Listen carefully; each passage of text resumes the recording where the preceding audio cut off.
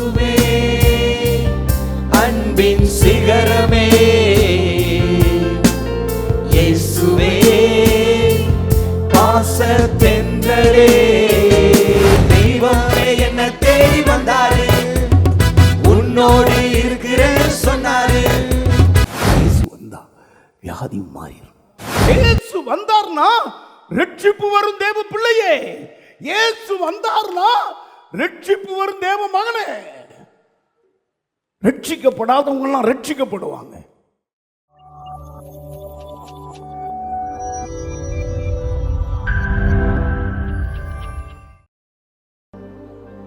விலை கொடுத்து என்னை வாங்கிக் கொண்டு நீர் கொடுத்த விலைக்கு நிகரே இல்லை. விலை கொடுத்து என்னை வாங்கிக் கொண்டு நீர் கொடுத்த விலைக்கு நிகரே இல்லை. விலையேற பெற்ற இரத்தத்தால் விலை மதிப்பில்லா வாழ்வு தந்து, விலையேற பெற்ற இரத்தத்தால் விலை மதிப்பில்லா வாழ்வு தந்து, இயேசுவே அன்பின் சிகரமே, எல்லாரும் சேர்ந்து இயேசுவே பாசத்தென்றலே, இயேசுவே நேச காற்றே, இயேசுவே கருணை கடலே, கோடி கோடியாய் கோடி கோடியாய் கொடுத்தாலும் உம்மை போல் யாரும் கிடைப்பதில்லை. என்னை தேடி வந்த அன்பிலும் சிறந்த பரிசு எதுவும் இல்லை.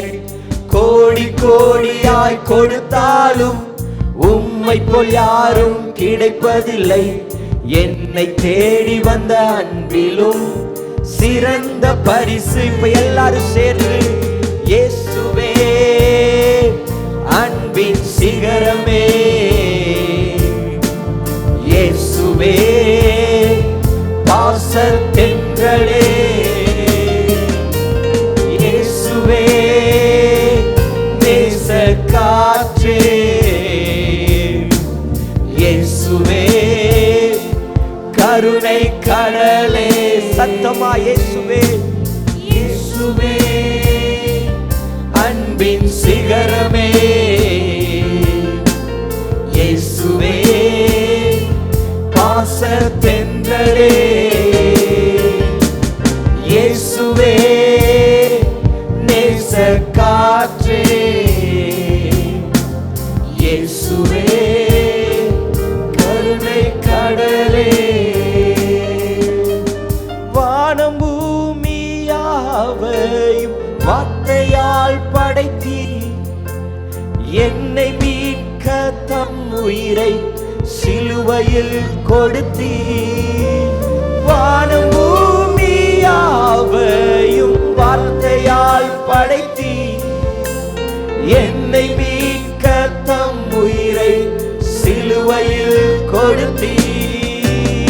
அழகே ஆருயிரே அன்பே என் இயேசுவே. Come on. ஓ அழகே ஆருயிரே அன்பே என் இயேசுவே. நம்பினோ என்னை விட்டு விலகினாலும் நீர் என்னை கைவிடுவதில்லை.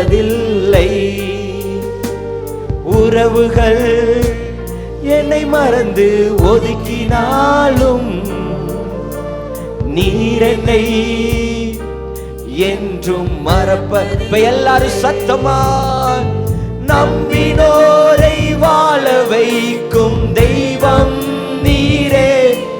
நான் கூப்பிட்டால் ஓடி வந்து பேசுவீரே. நம்பினோரை வாழ வைக்கும் தெய்வம் நீரே. நான் கூப்பிட்டால் ஓடி வந்து பேசுவீரே. அழகே ஆருயிரே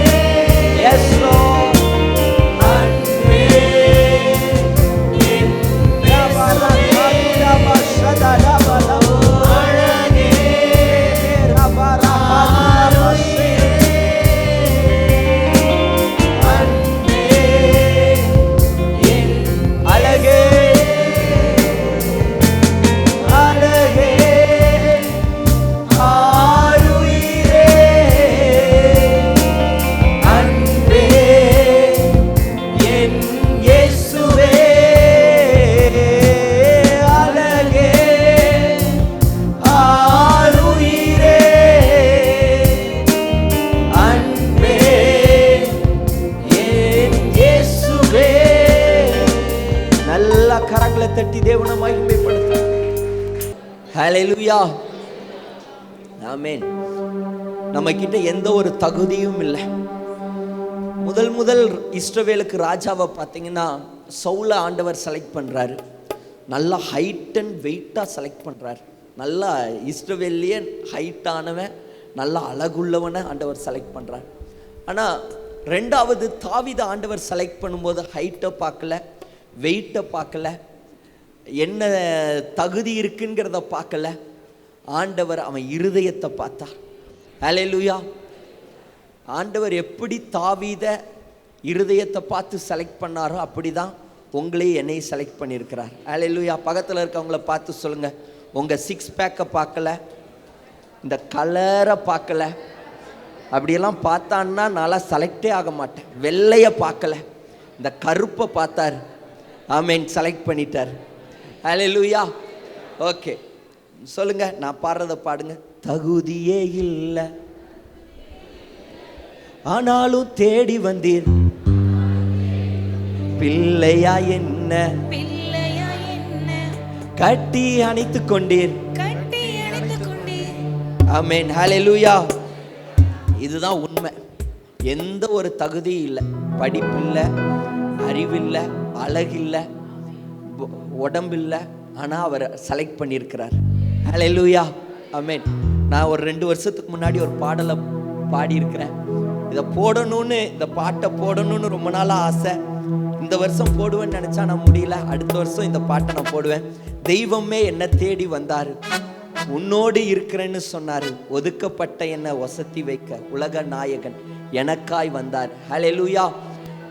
ஒதுக்கப்பட்ட நம்ம உயர்த்தி வைக்க அவர் நமக்காக வந்தார். சேர்ந்து பாடுவோம். 1 2.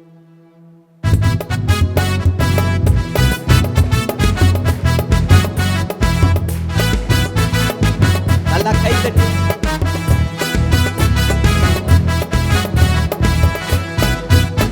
ஓ, தெய்வமே என்ன தேடி வந்தாரு, உன்னோடு இருக்கிறேன்னு சொன்னாரு. சொல்லுங்க, தெய்வமே என்ன தேடி வந்தாரு, உன்னோடு இருக்கிறேன்னு சொன்னாரு, ஒதுக்கப்பட்ட என்ன வசதி வைக்க உலக நாயகன் எனக்காய் வந்தாரு. ஒதுக்கப்பட்ட என்ன உலக நாயகன். 1 2. தகுதியே இல்லை ஆனாலும் தேடி வந்தேன், பிள்ளையா என்ன கட்டி அணைத்துக் கொண்டேன். தகுதியே இல்லை ஆனாலும் தேடி வந்தேன், பிள்ளையா என்ன கட்டி அணைத்துக் கொண்டீரே. ஓகே, இப்போ ஒரு சின்ன ஒரு ஸ்டெப்பு போட போறோம். ஓகேவா? தகுதியே இல்லை, தகுதியே நெஞ்சில் இப்படி ஒரு தட்டி, தகுதியே இல்லை ஆனாலும் தேடி வந்தீர் இப்படி. ஓகே, அடுத்தது பிள்ளையா, பிள்ளையா என்ன கட்டி அணைத்துக் கொண்டீர். 2 கிளாப். ரொம்ப ரொம்ப சிம்பிளான ஸ்டெப்பு. பண்ணலாமா? 1 2 3 4. தகுதியே இல்லை ஆனாலும் பிள்ளையா என்ன கட்டி அணைத்துக் கொண்டீர். தகுதியே இல்லை ஆனாலும் பிள்ளையா என்ன. ஓகே, சரி. அடுத்த லைனு.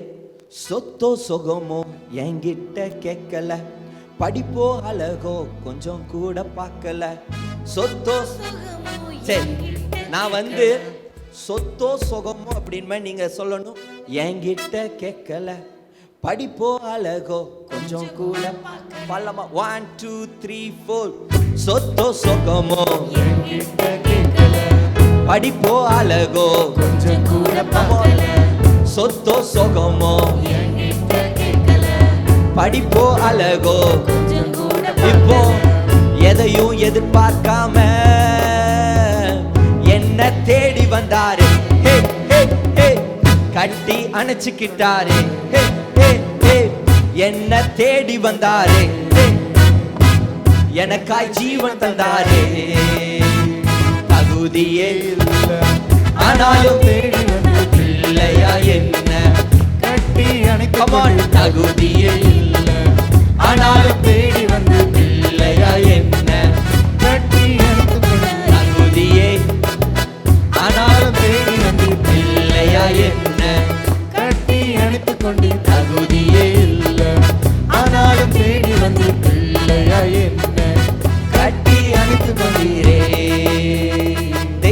தெய்வமே என்ன தேடி வந்தாரு, உன்னோடு இருக்கிறேன்னு சொன்னாரு.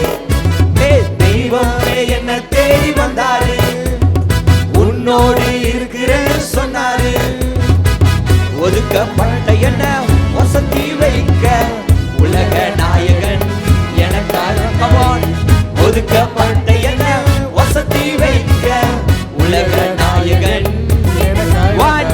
தகுதியே இல்லை ஆனாலும் தேடி இல்லையா என்ன கட்டி அணைத்துக் கொண்டு. தகுதியே இல்லை ஆனாலும் தேடி இல்லையா என்ன கட்டி அணைத்துக் கொண்டு. ஹல்லேலூயா, ஹல்லேலூயா, ஆமென்.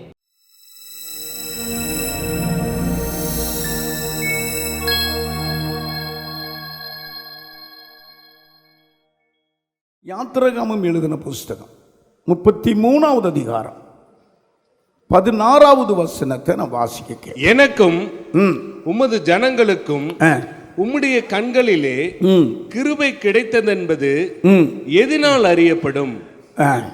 நீர் எங்களோட வருவதினால் அல்லவா? இப்படியே பூமியின் மேலுள்ள ஜனங்கள் எல்லாரிலும் நானும் உம்முடைய ஜனங்களும் விசேஷித்தவர்கள் என்று விளங்கும் என்றான். மோசே கர்த்தருக்கு முன்பதாக பூரிப்பாய் மன மகிழ்ச்சியா நன்றியுள்ள இருதயத்தோடு பிரகாச முகத்தோடு ஊக்க சத்தத்தோடு அவரை பார்த்து சொன்ன வார்த்தை அந்த வார்த்தை. கைகளை உயர்த்தி ஹல்லேலூயா. அவரு ஆமா இந்த வார்த்தையை சொன்னதுக்கு பிறகுதான் அவங்க மகிமையை நான் பார்க்கணும்னு சொன்னார். பாண்டர் சொல்றாரு, கண்மலைன்னு ஒரு இடம் இருக்கப்பா, என்னப்பா என் மகிமையை பார்க்க என்ன பார்க்கணும்னு சொல்றிய பாருங்க. ரொம்ப அற்புதமா இருக்கும் இந்த வசனம். இவன் கேட்டுட்டான்னு சொல்லி அந்த கண்மலையின் வெடிப்பில் நிற்க வச்சு கையினால மறைக்கிறார். அதுதான் மோசே என்னை முகமுகமாக பார்த்தான் அப்படிங்கிறார். இதில் என்ன எனக்கு வெளிப்படுத்தினார்னா, நாங்கள் அழிக்கப்படாமல் இவ்வளவு அருமையாய் ஜீவனோடு நாங்கள் வாழ்கிறோமே, எங்களை அழிக்க எத்தனை சத்துரு வந்தான் யோசித்து பார்க்கிறார். நடந்த பாதைகளை கர்த்தர் ஒரு தகப்பனை போல சுமந்து வந்த பாதைகளை விரோதமாய் சத்துரு விரோதமாய் பல பிரச்சனைகள் செங்கடல் எல்லாம் யோசித்து பார்த்து இருதயம் பூரிப்பாகுது, இருதயம் நன்றினால் நிரம்புது, இருதயம் மகிழ்ச்சினால் நிரம்பு. அவர் சொல்றார், ஆஹா எல்லாரும் சேர்த்து அந்த வசனத்தை வாசிங்க. எனக்கும் உமது ஜனங்களுக்கும், எனக்கும் என்னோடு வந்த எகிப்தை விட்டு வந்த ஜனங்களுக்கும் உம்முடைய கண்களிலே கிருபை கிடைத்தது. கண்களிலே கிருபை கிடைச்சது. நாங்க சாகாம உயிரோடு இருக்கிறோம். பார்வோனு சேனை எங்களை அழிக்கல, செங்கடல் எங்களை மூழ்கி போடல, 10 வாதைகள் வந்தது எங்க வீட்டை எங்க பிள்ளைகளை சேதப்படுத்தல. நாங்க அந்த சிவந்த சமுத்திரத்துல தான் இருப்போம். அடிமையாக்கின ஜனங்களுக்கு யார் சுதந்திரம் கொடுத்ததுன்னு மறுபடி சேனையோடு வந்தானே. எங்களுக்கு இந்த சிவந்த சமுத்திரம் 2ஆ பிளந்தது. ஆனா அதே சமுத்திரம் அந்த பார்வோனியுடைய சேனையுடைய ரதங்களை அழித்து போட்டதே. முன்னால போன தூதன் அவங்க அந்த சேனையும் இஸ்ரவேல் சேனையும் நெருங்காம நடுவுல வந்து நின்றானே. இதெல்லாம் என்னன்னா சொல்லுங்க, இப்ப நினைக்கணும், நீர் எங்களோடு வந்ததினால் அல்லவா. இதனுடைய தலைப்பு, நீர் எங்களோடு வருகிறதினால் அல்லவா. இன்னைக்கு மாத்திரமல்ல, ஒவ்வொரு நாளும் நினைக்கணும். ஆமா, இது மகிழ்ச்சியில் ஆரவாரம் பண்றார். நானும் என் ஜனங்கள் உயிரோடு இருப்பது உம்முடைய கிருபை அல்லவா, உம்முடைய கிருபை அல்லவா. அதுக்கு பேர் வைக்கிறாரு, நீ எங்களோடு வந்ததினால் அல்லவா. கையை உயர்த்தி நானும் கையை நீட்டி சொல்றேன், சொல்ல சொன்ன வார்த்தையை சொல்றேன். இவ்வளவு தெளிவா, இவ்வளவு சேதம் இல்லாதபடி உச்சிலிருந்து கால் வரைக்கும் கொடுத்த சுகம், பலன், பிள்ளைகள், கிருபைகள், வரங்கள், நம்முடைய சபையினுடைய எல்லா வளர்ச்சிக்கு காரணம் அவர் நம்ம கூட வந்ததினால் அல்லவா. ஹல்லேலூயா, ஹல்லேலூயா. இருதயம் பூரிக்குது, இருதயம் மகிழ்ச்சியினால் பொங்குது, நன்றியினால் பொங்குது. கர்த்தரை பார்த்து மேகத்துக்கு நேரா கையை வச்சு பேசுறா. உங்கள் கிருபை எங்களுக்கு ஏராளமாக தந்தீங்க. நானும் என் ஜனங்களும் அழியாமல் இருக்கிறதுக்கு காரணம் உங்கள் கிருபை. இன்னொரு காரணம், எங்களை விசேஷித்த மக்களாக மாற்றினீங்க. இந்த பார்வோன் பார்க்க, ஜனங்கள் பார்க்க 7 ஜாதி 31 ராஜாக்கள் அவங்க கண் கலங்க, அவங்க முகம் கீழே விழ எங்களை உயர்த்தினதுக்கு காரணம், அவங்க முன்னால அவங்க தான் விசேஷித்தவர்களாக இருக்கணும், அவங்க அல்ல, எங்களை விசேஷித்தவர்களாய் மாற்றினீங்க.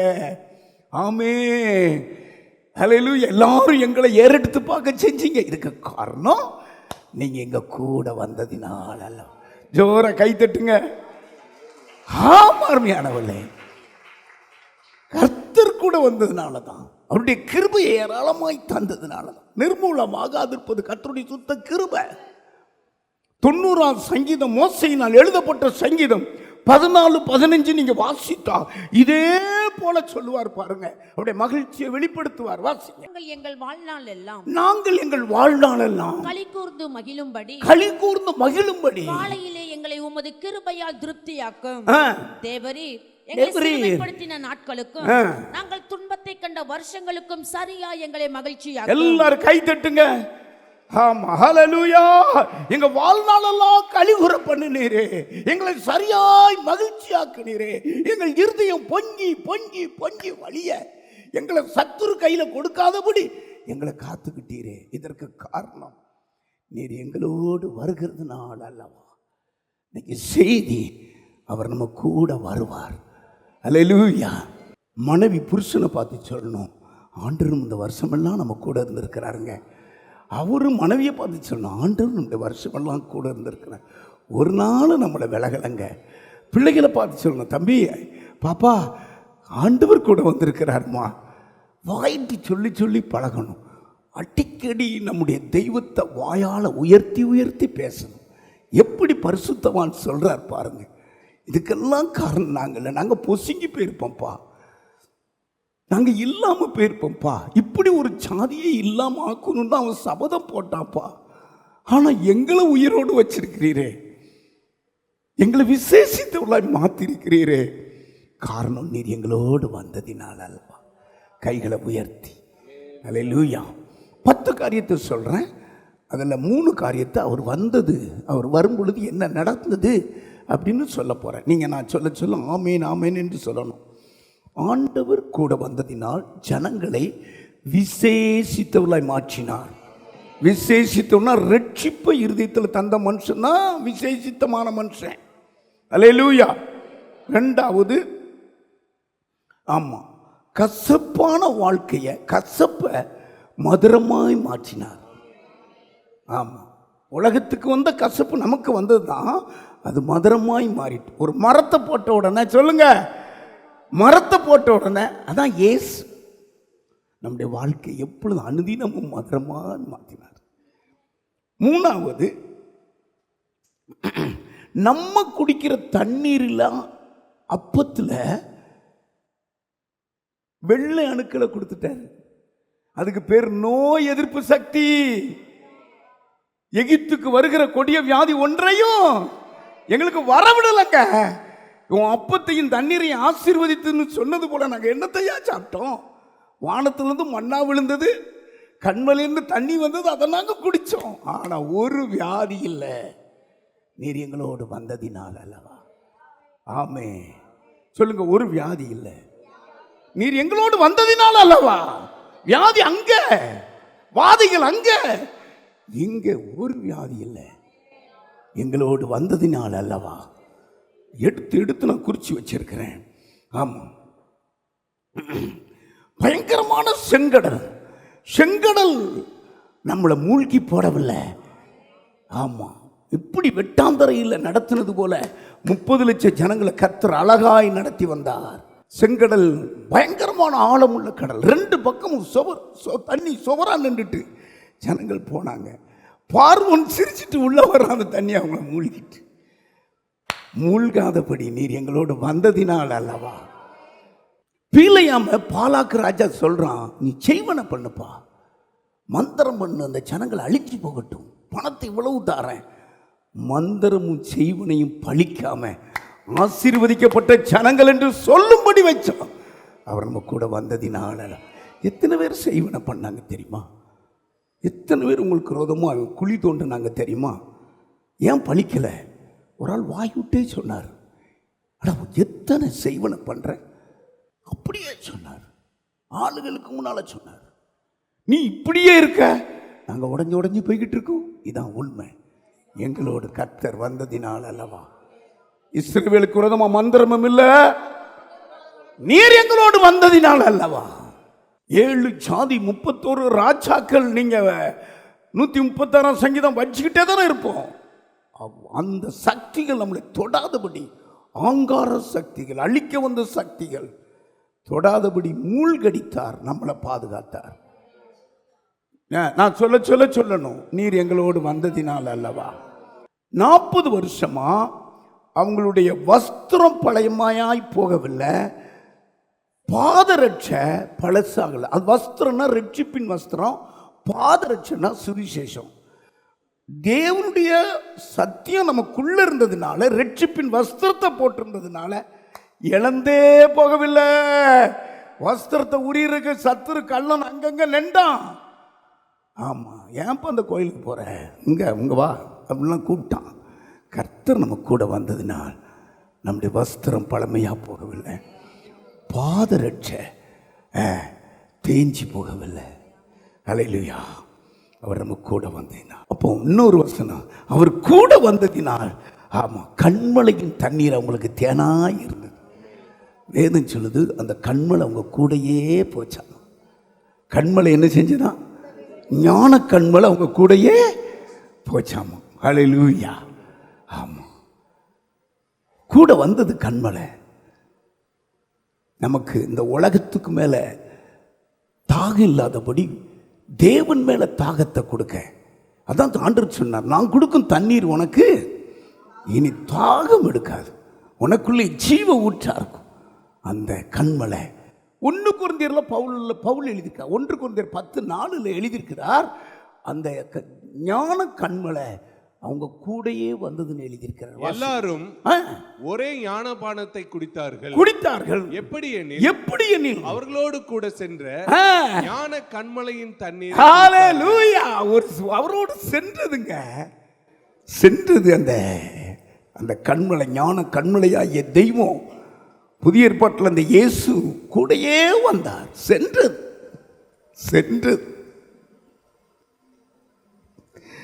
அதனால தான் மோசே சொல்றாரு, நாங்கள் எதில் விசேஷித்தவர்களப்பா, எங்கள் கூடையே வந்ததினால அல்லவா.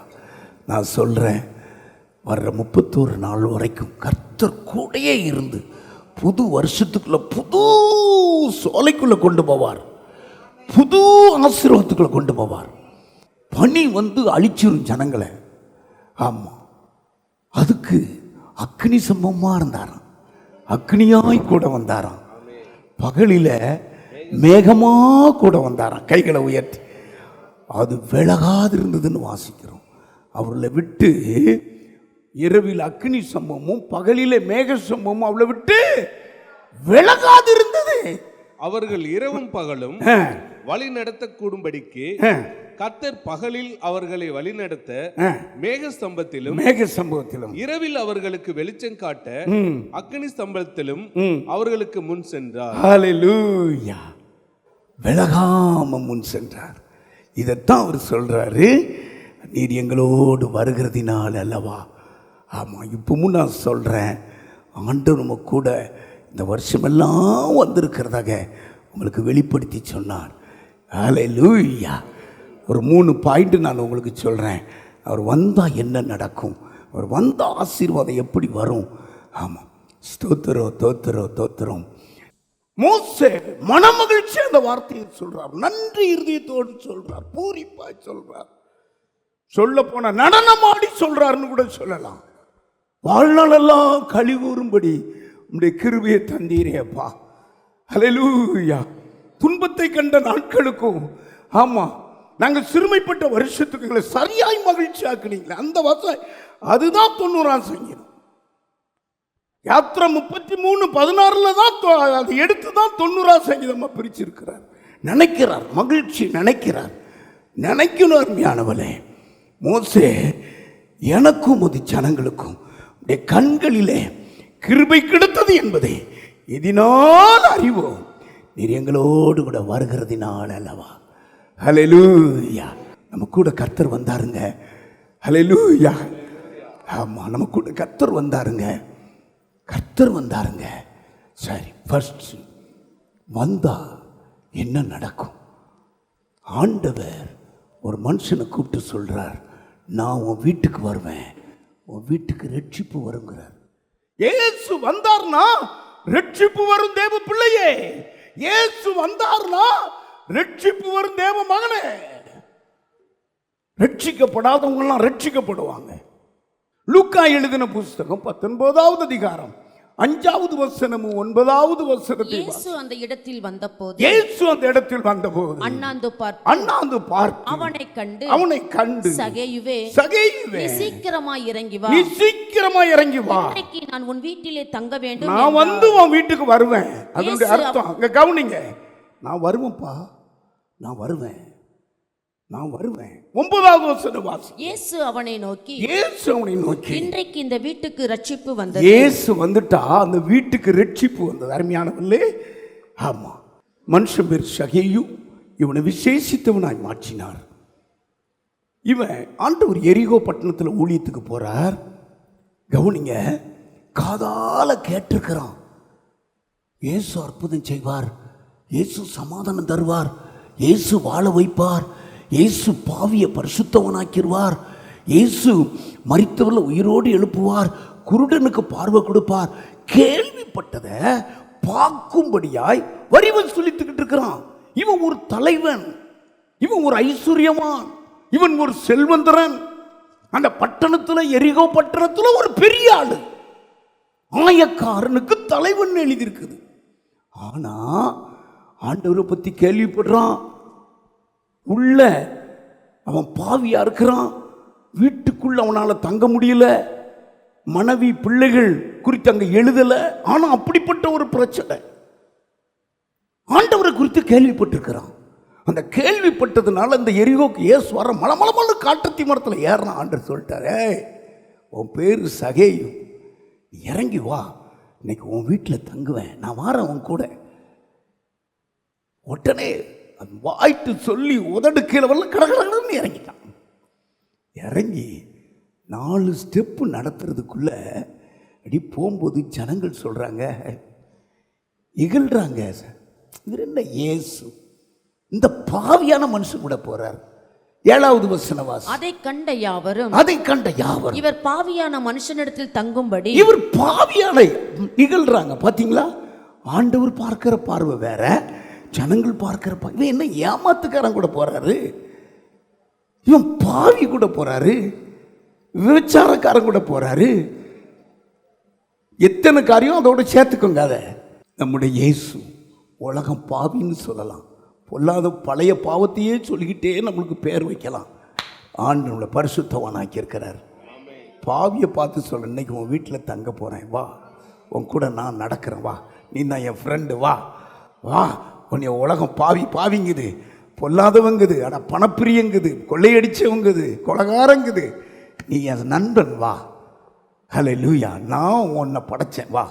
நீ உலகத்தில் செல்வந்தரனாக இருக்கலாம், தலைவனாக இருக்கலாம், ஆயக்காரனுக்கு தலைவனாக இருக்கலாம், செல்வந்தனாக இருக்கலாம், எப்பொழுதும் பணம் புழைச்சிக்கிட்டே இருக்கலாம், வா, வரி கொடுன்னு. ஆமாம், ஏமாற்றி வாங்கியிருக்கலாம். நான் உன்னை நேசிக்கிறேன்ப்பா. ஜனங்கள் உன்னை பாவின்னு சொன்ன, கவனிங்க, அழுன்னு அழுதுட்டேன். ஜனங்கள் பாவின்னு சொல்கிறாங்க. இவன் ஒரே நிமிஷத்தில் உணர்ந்துட்டான். ஆமாம், உணர்ந்துட்டான். சொல்கிறான், அப்படி குத்தப்பட்டுட்டான், மனம் திரும்பிட்டான். அவன் எதிர்பார்த்த அத்தனை ஆசீர்வாதத்தை ஒரு நொடி பொழுது தேவன் நம்முடைய இருதயத்தில் வைத்துட்டார். 8வது வசனம் வாசிங்க. சகேயு நின்று கர்த்தரை நோக்கி ஆண்டவரே, என் ஆஸ்திகளில் பாதியை ஏழைகளுக்கு கொடுக்கிறேன். உணர்ந்துட்டா பாருங்க. ஹல்லேலூயா, ஹல்லேலூயா. அப்படியே அவன், அதாவது நான் என்ன சொல்றேன்னா, மனம் திரும்பிட்டான். இதுதாங்க எந்த மனுஷன் உணர்றானோ, எந்த மனுஷன் மனம் திரும்புறானோ, எந்த மனுஷன் நான் நல்லவனா வாழணும் விரும்புறானோ உடனே சொல்லுவாரு, அங்கே உனக்குள்ள ரட்சிப்பு வந்துட்டுங்பாரு. ரட்சிப்புனா என்னங்க? குத்தப்படுறது, குத்தப்படுறது. ஆகா, ஆண்டவர் என்கிட்ட பேசிட்டாரு, இந்த பாவத்தை சுட்டி காட்டிட்டாரு. இது ரகசிய பாவம் தான், என் மனைவிக்கு தெரியல, என் பிள்ளைகளுக்கு தெரியல. ஆனால் ஆண்டவர் என்னை படைச்சவர், எல்லாத்தையும் அப்படி பார்க்குறாரு. ஹல்லேலூயா. ஆமாம், இதுதாங்க நடக்கணும், இதுதான் நடக்கணும். மனம் திரும்பிட்டா அவனுக்கு பேர் வச்சிருவாரு. இன்னைக்கு உன் வீட்டில் ஆமாம் ரட்சிப்பு வந்ததுப்பா, உனக்குள்ள ரட்சிப்பு. உலகத்தில் உணர்த்திடணும், மனுஷன் உணரணும், அடிக்கடி உணரணும். இருதயம் நமக்கு கல்லா கொடுக்கல, சான்ஸ் கொடுக்குறாரு. ஒரு தடவை, 2 தடவை, ஹல்லேலூயா, சான்ஸ் கொடுக்குறாரு. கொலகாளிக்கு 3 தடவை 4 தடவை வாய்தா கொடுத்துக்கிட்டே இருப்பாங்க. கர்த்தரும் கொடுக்குறாரு. ஒரு நிமிஷத்தில் மனம் திரும்பினான் பாருங்க, உணர்த்தப்பட்டான் பாருங்க, குத்தப்பட்டான் பாருங்க, மன்னிப்பு கேட்டான் பாருங்க, மனம் திரும்பினான் பாருங்க. ஆண்டவனே சொல்லிட்டாரு, இந்த வீட்டுக்கு ரட்சிப்பு வந்தது, இந்த வீட்டுக்கு ரட்சிப்பு வந்தது, இந்த வீட்டுக்கு ரட்சிப்பு வந்தது. கர்த்தருடைய பிள்ளைகளுக்கு கர்த்தர் சொன்னாரு, மோசே மோசே பயப்படாதே, பார்வோனும் அவனுடைய சேனையும் வர்றாங்க, பயப்படவே பயப்படாத. இன்றைக்கு நான் செய்யும் ரட்சிப்பை நீங்க பாப்பீங்க. யாத்திராகமம் எழுதின புஸ்தகம். அப்பொழுது மோசே ஜனங்களை நோக்கி பயப்படாதிருங்க, பயப்படாதீங்க, நீங்கள் நின்று கொண்டு இன்றைக்கு கர்த்தர் உங்களுக்கு செய்யும் ரட்சிப்பை நீங்க நெல்லுங்க பாருங்க அதுன்னு சொல்லிட்டார். நீங்க சும்மா இருங்கன்ட்டார், நீங்க சும்மா இருங்க. இவங்க என்னத்தை கேள்விப்படுறாங்கன்னா நீங்க இந்த 8வது வசனம் வாசித்தீங்கன்னா அவன் சொல்றான், ஐயோ அடிமைத்தனத்தின் ஆட்கள் போயிட்டாங்க, இந்த சுமந்த சமுத்திரத்துக்கு தான் போயிருப்பாங்க, அவங்கள திரும்ப கூட்டிட்டு வரலாம். கவனிங்க, கூட்டிட்டு வரலான்னு வரும்போது கர்த்தர் எகிப்தின் ராஜாவாகிய பார்வோனின் இருதயத்தை கடினப்படுத்தினார். அவன் இஸ்ரவேல் புத்திரரை பின்தொடர்ந்தான். இஸ்ரவேல் புத்திரர் பலத்த கையுடன் புறப்பட்டு போனார்கள். ஆமா, பின்தொடர்ந்தான். அவனுக்கு விடுறதுக்கு மனசே இல்லை. இந்த சிவந்த சமுத்திரம் தானே வந்து பாரு. கவனிங்க, இதை கேள்விப்பட்டோன்னு மோசை ஜனங்களும் நடுங்குறாங்க. ஆண்டவர் சொல்றாரு, மோசே பயப்படவே வேண்டாம், இன்னைக்கு நீங்க அப்படி நெல்லுங்க, ஜம்முன்னு இருங்க, நான் இறங்கி யுத்தம் பண்றேன் பாருங்கன்னு ஒரு தூதன் அனுப்புனார். ஒரு தூதன். இந்த தூதன் இந்த சேனை இணையாம நடுவில் நின்றார். அப்பொழுது இஸ்ரவேலின் சேனைக்கு முன்னாக நடந்த தேவ தூதனானவர் விலகி அவர்களுக்கு பின்னாக நடந்தார். அவர்களுக்கு முன்னிருந்த மேகஸ்தம்பமும் விலகி அவர்கள் பின்னே நின்றது. அது எகிப்தின் சேனையும் இஸ்ரவேலின் சேனையும் ராம் முழுவதும் ஒன்றோடொன்று சேராதபடி அவைகள் நடுவில் வந்தது. நடுவிலே வந்து நின்றுட்டாருங்க. சத்துரு தொட முடியாது. என்ன நினைக்கிறீங்க? அதுக்கு அடுத்து நீங்க பார்த்தா ஆமா, அதுக்கடுத்து சுதந்திர சமுத்திரம் வழி விடுது, அங்க அழுகுறாங்க, அது அழிஞ்சு போகுது. 30வது வசனம் வாசிங்க. 14 இவ்விதமாய் கர்த்தர் அந்நாளிலே, இவ்விதமாய் கர்த்தர் அந்த நாளிலே இஸ்ரவேலை எகிப்தியரின் கைக்கு தப்புவித்து ரட்சி கூட அப்படி வந்துட்டானால அவன் மனம் திரும்பிடுவாங்க. அந்த வீட்டுக்கு ரட்சிப்பு வந்தது. ரட்சிப்பு எப்படி வந்தது தெரியுமா?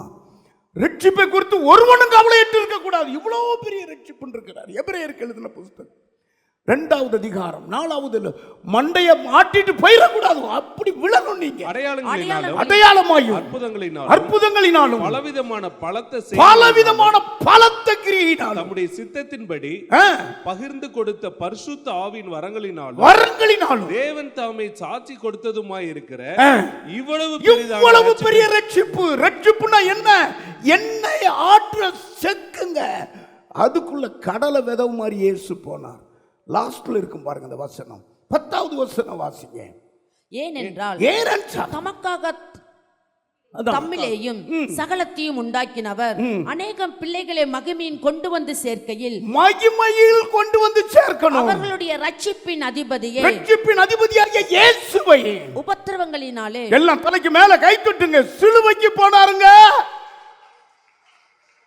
ரட்சிப்பின் அதிபதியை நொறுக்க சித்தம் கொண்டார் பிதாவாகிய தேவன். ரட்சிப்பு ரத்தத்தில் வந்தது. விதையாய் அந்த செக்குக்குள்ள இயேசு போனார். அப்படி ரத்தம் சொட்டு சொட்டுன்னு வடிஞ்சது. ஆகையினால தான் பணக்காரன் பையில அந்த காலமே டாலர் நிறைய வச்சிருக்கான். நாளை துணையாக கொடுத்துட்றேன்யா, நீரே எனக்கு போதுங்கிறான். கையை போய் அடித்தாலும் சொல்ல மாட்டான். சொல்லுவானா? எவனா கொடுப்பானா பணத்தை? எத்தனை தடையாக கொடுப்பான்?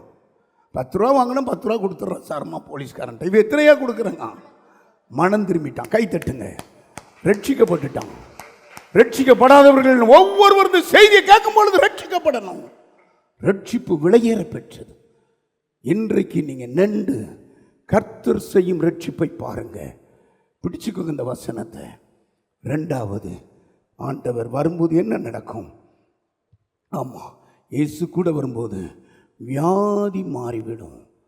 மாறிவிடும். மத்தேயு எழுதின புஸ்தகம் 14வது 8வது அதிகாரம் 14, 15 வசனத்தை டக்குன்னு வாசிங்க. இயேசு பேதுருவின் வீட்டிலே வந்து அவன் மாமி ஜூரமாய் கிடக்கிறதை கண்டார். மாமி ஜுரமா இருக்கிறத கண்டார். அவர் அவள் கையை தொட்ட உடனே ஜூரம் நீங்கிற்று. அவளை ஜுரம். ஆமா, அதுக்கு அடுத்து அவளுக்கு பணிவிடை செய்தார். கையை உயர்த்தி ஆமேன்னு சொல்லுங்க.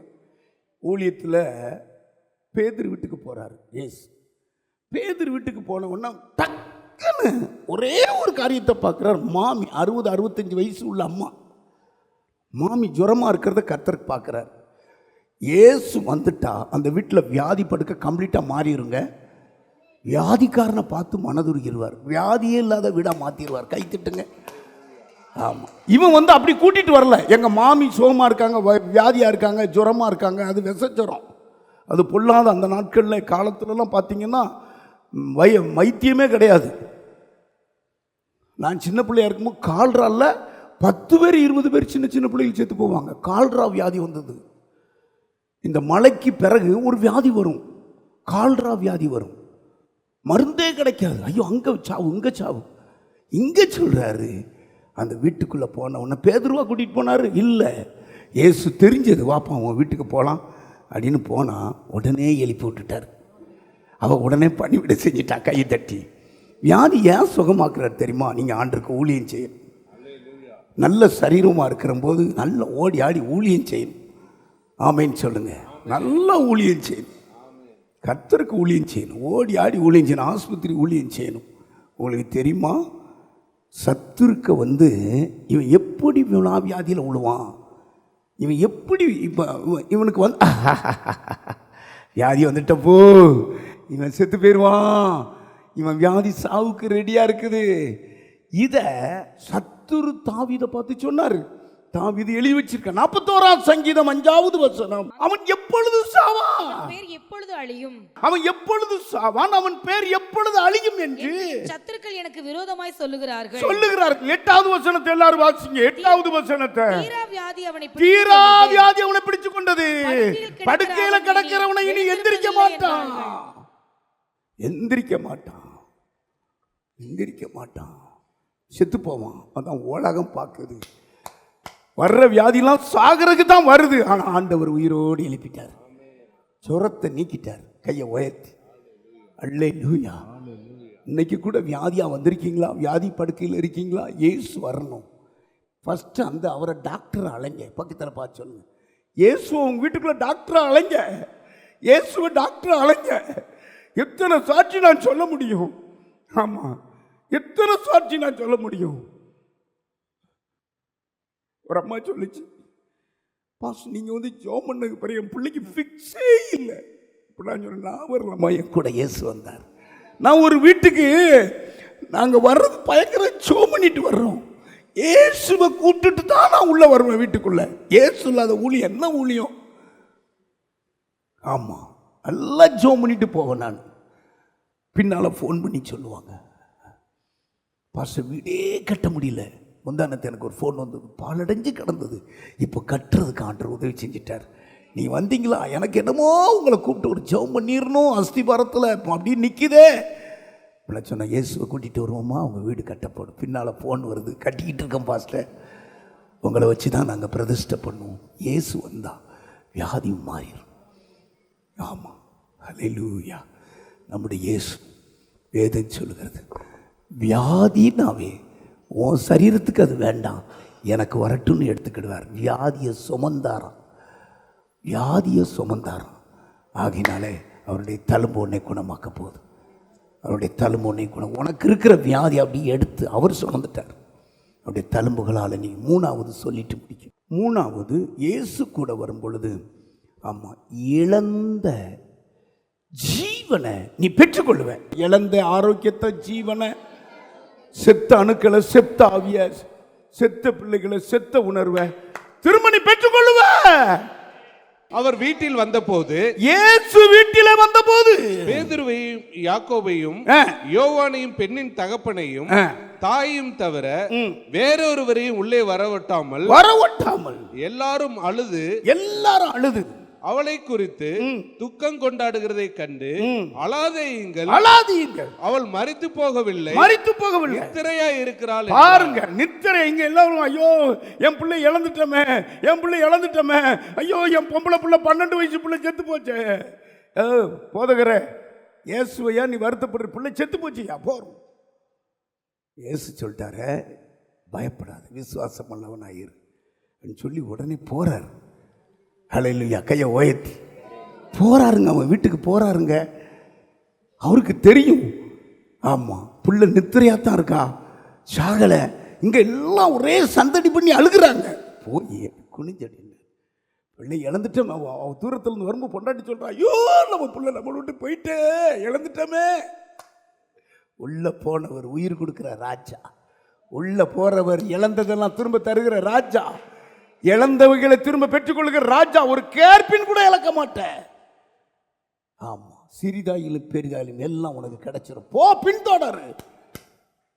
பின்தொடரு. தாவீதை பார்த்து சொல்ல, இப்படி சுட்டரிக்கப்பட்டுட்டே பட்டணம், ஐயா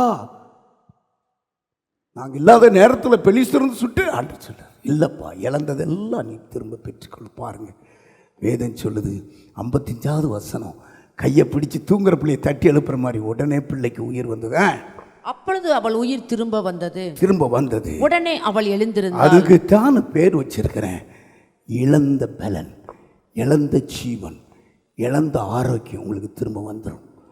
உங்களுக்கு தெரியுமா, நீங்க ஆண்டவருடைய இருதயம் என்ன தெரியுமா? எப்ராஹிம்னா என்ன தெரியுமா? மனம் திரும்பினவனே, உன்னை எப்படி கைவிடுவேன், எப்படி உன்னை மறப்பேன்? புருஷன் மறக்கலாம், தாய் மறக்கலாம், நான் மறக்க மாட்டேன். ஓசியா எழுதின புஸ்தகம் 11வது அதிகாரம் 8வது வசனத்தை நீங்க வாசித்தா, எப்படி நான் உங்களை மறப்பேன், எப்படி நான் உங்களை கைவிடுவேன், எப்படி இழக்க வைப்பேன், எப்படி பொருள் உங்களை விட்டு போகும், எப்படி உன் மகன் குடிகாரனாவான், எப்படி அவன் தேவாலயத்துக்கு வராம போவான். அக்கறை.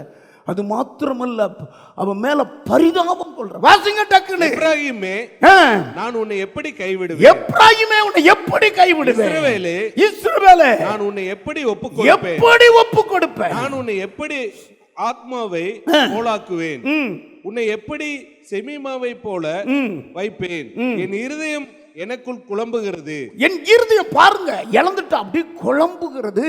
என் பரிதாபங்கள் ஏகமாய் பொங்குகிறது. அன்பார்ந்தவர்களே,